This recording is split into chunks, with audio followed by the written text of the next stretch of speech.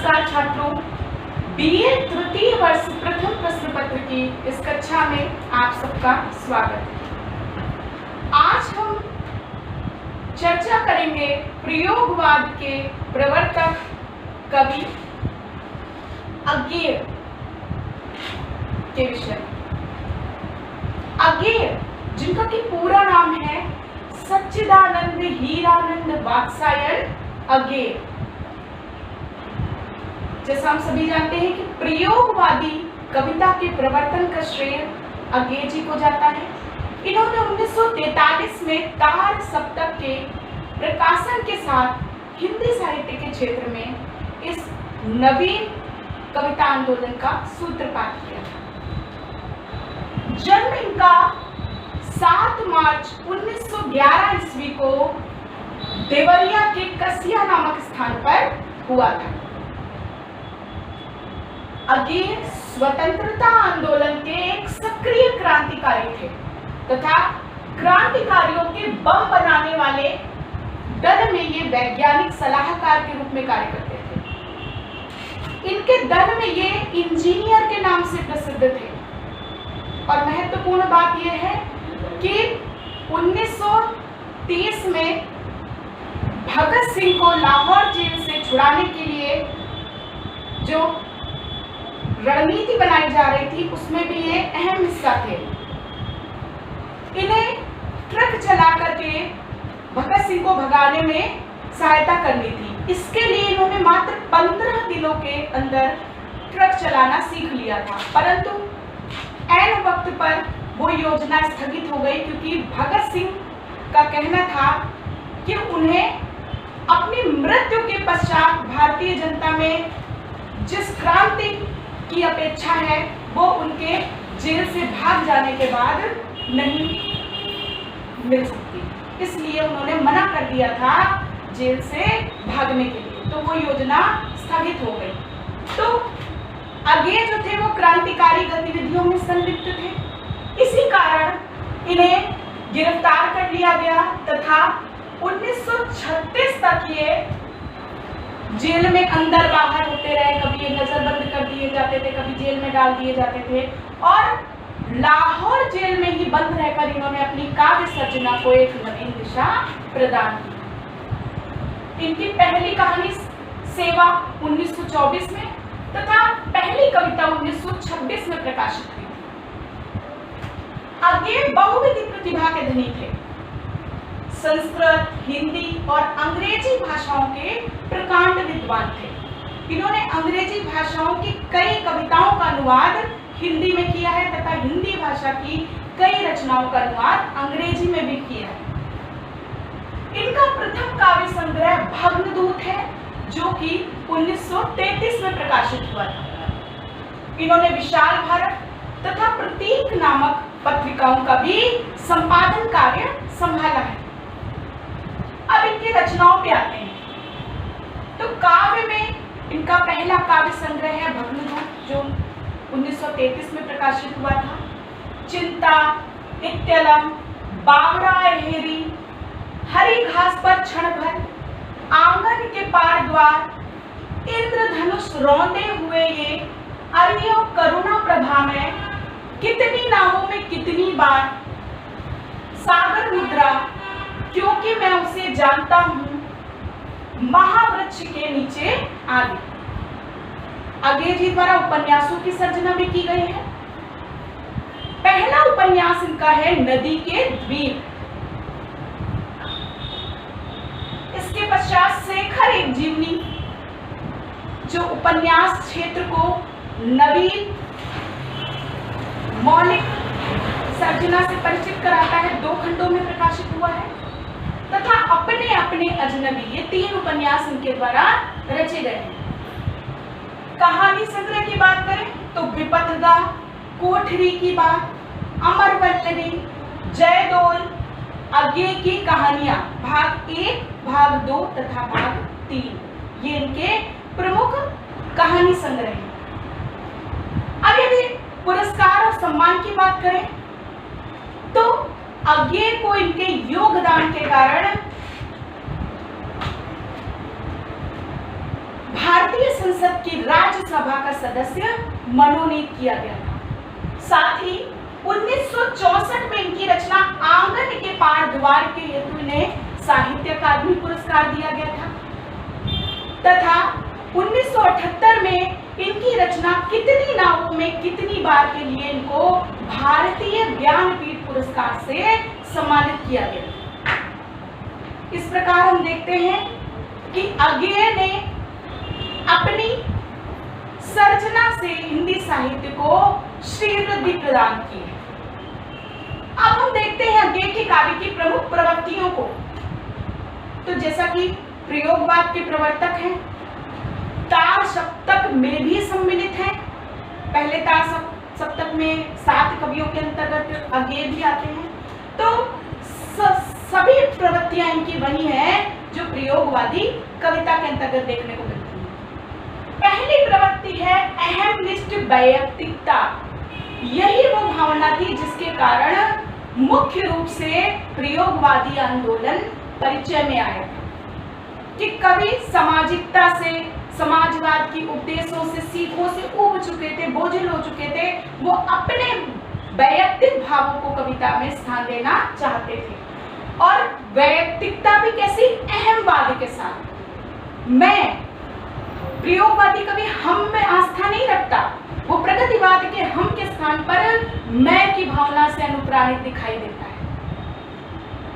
आगे क्या उठते हैं कि किंतु हम हैं दीप, हम धारा नहीं है, स्थिर समर्पण है हमारा, कि हम समाज का एक भाग है, समाज की प्रक्रिया में जरूर चलायमान है, परंतु हमारा स्वयं का भी अस्तित्व है। इसी अस्तित्ववाद की उद्घोषणा प्रयोगवादी कविता का और अज्ञेय की काव्य रचनाओं का प्रमुख स्वर बनकर उभरता है। भाषा व शिल्प के अनूठे प्रयोग, जैसा कि अज्ञेय ने स्वयं कहा है कि प्रयोगवादी कवि राहों के अन्वेषी थे, तो भाषा, शिल्प, भाव सभी क्षेत्रों में ये अनूठे प्रयोग करते दिखाई देते हैं। आस्था व अनास्था का अंतर्द्वंद। अज्ञेय पुरानी जर्जर मान्यताओं का विरोध करते हैं। वे संस्कृति, सभ्यता की पुरानी सभी मान्यताओं का, आस्था का जमकर विरोध करते, विद्रोह करते उसके प्रति। परंतु समस्या यह है कि पुरानी रूढ़ियों से उनका मोह भंग हो चुका है और नई प्रवृत्तियों के प्रति वो अपने मन में जमे संस्कारों को छोड़ नहीं पाते, उनसे मुक्ति नहीं पा पाते। तो वो कहीं ना कहीं इस आस्था और अनास्था के मध्य अंतर्द्वंद से जूझते दिखाई देते हैं। एक तरफ वो कहते हैं अनास्था के स्वर को मुखरित करते हुए, क्यों करूं आराधना मैं देव तेरी, तुम मुझे क्या दे सकते हो सिवा सिद्धि के, जो कि मैं स्वयं हूं। परंतु दूसरी तरफ अपने संस्कारों के वशीभूत होकर जो उनके मन में गहरे जड़ कर गए हैं, वो कहते हैं कि हम नदी के दीप हैं।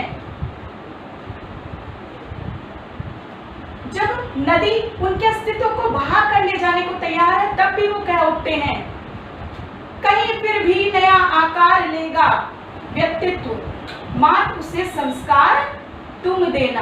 अर्थात वो समाज से अपनी क्षोभ, अपना क्रोध भी व्यक्त करते हैं, परंतु उसी के साथ विकास प्रक्रिया को आगे बढ़ाना भी चाहते हैं। वो कहते हैं ये दीप अकेला स्नेह भरा, इसको भी पंक्ति में दे दो। अर्थात वो एकाकी विकास के पक्षधर नहीं है। इस तरह आस्था व अनास्था की मध्य त्रिशंकु की बात ही जूझते दिखाई देते हैं।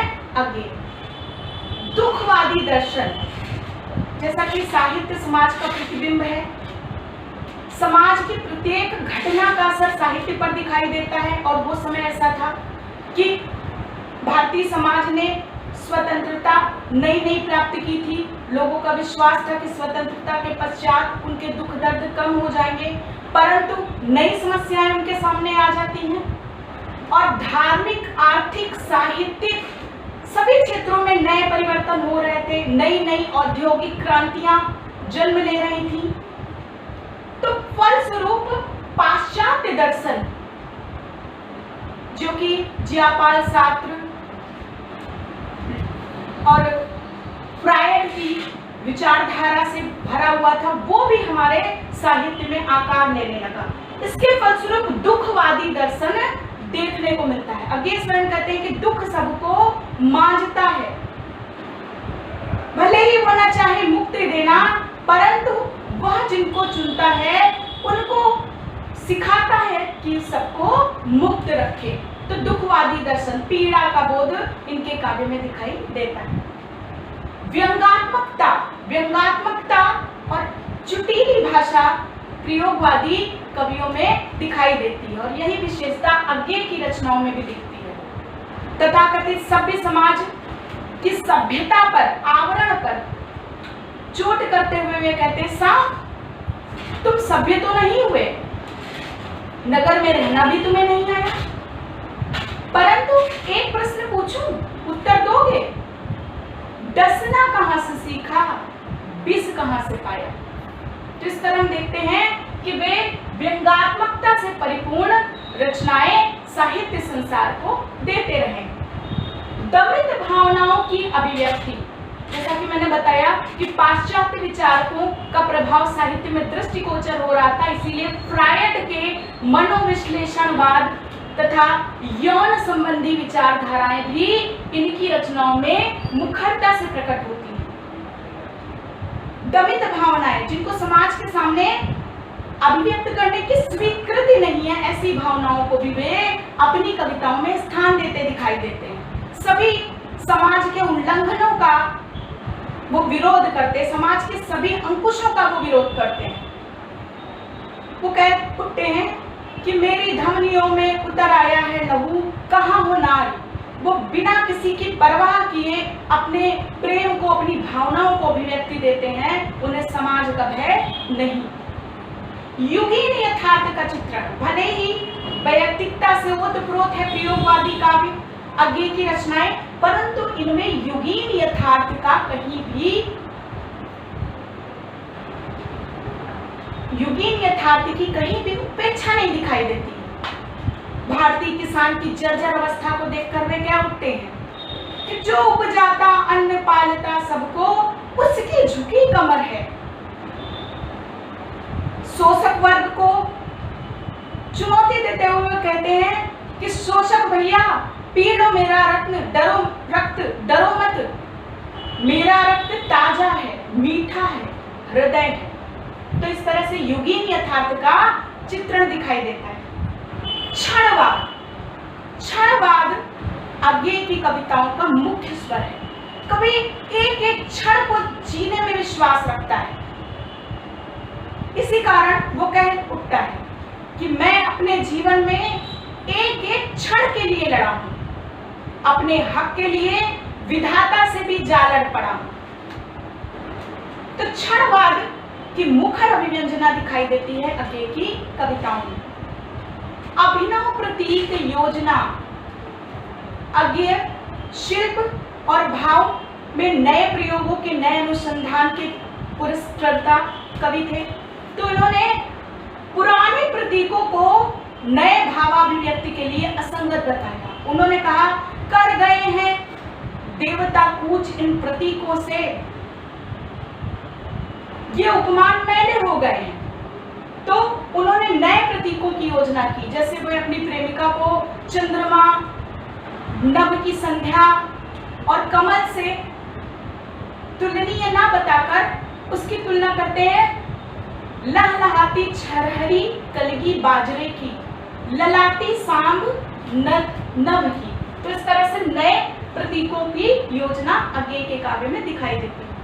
लघु मानव की प्रतिष्ठा का स्वर, लघु मानव अर्थात मानवतावाद में भी व्यक्ति के व्यक्तिगत उत्कंठाओं को स्वर देने का प्रयास जो है वो काव्य में लघु मानव की प्रतिष्ठा के रूप में सामने आता है, और ये स्वर भी आगे की कविताओं में दिखाई देता है। भाषा का भदेसपन, नए प्रयोगों की होड़ में कभी कभी ये इतने आगे बढ़ गए कि भाषा अटपटी प्रतीत होने लगती है, जैसे मूत्र सिंचित मृत्तिका के वृत्त में। तो भाषा का भदेसपन भी आगे की कविता की विशेषता है। जैसे कहते हैं, अगर मैं तोता होता तो क्या होता, तो क्या होता, तो ता हो ता। तो ये नए प्रयोग जो है कहीं कहीं भाषा के अर्थ गांधीर्य में बोझिलता भी प्रदान करते दिखाई देते हैं। मृत्यु व भय बोध, मृत्यु व भय बोध प्रयोगवादी कविता का प्रमुख स्वर है और अज्ञे की कविताओं में भी मृत्यु, पीड़ा व भय की पूर्ण निदर्शना दिखाई देती है। अज्ञे कहते हैं कि मैं मृत्यु का पुतला हूं, जरा से बंधा हुआ हूं, आह मृत्यु को दे दिया गया हूं। तो इस तरह इनकी कविताओं में मृत्यु और भय का बोध भी दिखाई देता है। तो हम देखते हैं कि अज्ञेय के रूप में भारतीय साहित्य को एक ऐसा कवि प्राप्त हुआ जिसने भाव, शिल्प और भाषा की दृष्टि से अभिनव प्रयोग किए तथा हिंदी साहित्य को एक नई गरिमा, नई अर्थव्यवस्था से अभिषिक्त किया। इस दृष्टि से हम सदैव उनके योगदान को स्वीकार करते रहेंगे। धन्यवाद।